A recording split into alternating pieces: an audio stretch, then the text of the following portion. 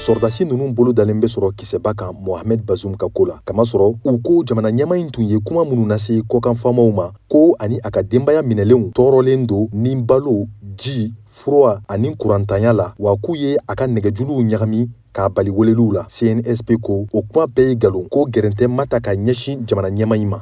U ko maaw ma minɛlen don nin wagati na k'u bɛɛ bɛ bolo ɲuman na min ye ko sɔrdasiw tu bannen don jamana ɲɛma in ni a ka dɔgɔtɔrɔ ka ɲɔgɔn ye k'o fana tɛ tiɲɛ ye. Le président déchu reçoit régulièrement jamana ɲɛmakɔrɔ ni a ka dɔgɔtɔrɔkɛ bɛ ɲɔgɔn ye waati bɛɛ lajɛlen. U ka ɲɔgɔn ye laban yɛrɛ kɛra sibiri tɛmɛlen k'a daminɛ nɛgɛ kaɲa 11 tɛmɛlen ni sanga 30 ye fo nɛgɛ kaɲa 15 wagati. O ɲɔgɔn ye in de kɔfɛ dɔgɔtɔrɔkɛ yɛrɛ y'a fɔ ko bana fosi tɛ Mohamed Bazoum ni a ka denbaya la nin wagati in na. Wa Mohamed Bazoum yɛrɛ ye o seereya ni message dɔ ye a ye min ci a somaw ma ani kɔkan jamana dɔw ma.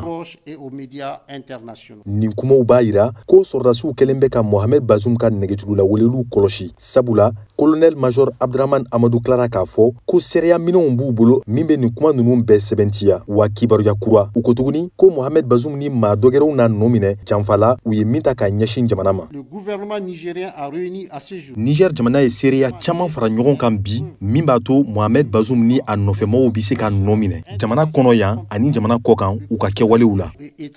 Min ye CEDEAO ni UEMOA ka ɲanginiw kɔni ye fanga dafirilaw ko wulikajɔ dɔw bi senna nin wagati in na walasa ka dɔbɔ jamanadenw ka degun na. O jamanaden ninnu dɔw ka tagamaw ti ka kɔtigɛ hali bi k'u ka dɛmɛ yira CNSP la. Kunu fana wulikajɔ dɔw bolodara. Nin jamalajɛ ninnu caman labɛnnen bɛ kulu M62 de fɛ o min tun bɛ Mohamed Bazoum ka fanga sinaya la kabini wagati jan. Kulu in ka ɲɛma Seydou Abdoulaye tun datugunen don kaso la nin ye a kalo damadɔ ye k'a tun bɛ ka fitina kumaw cari dugu kɔnɔ. A ka tɔndenw tun ye wulikajɔ sugu bɛɛ kɛ nka u ma se ka a labila. Bi tɛnɛn don a ye kɛnɛmala lasɔrɔ a ka kiri kɔfɛ. An ka maître Bondal Efred lamɛn Abdoulaye Seydou ka lafasalibaga.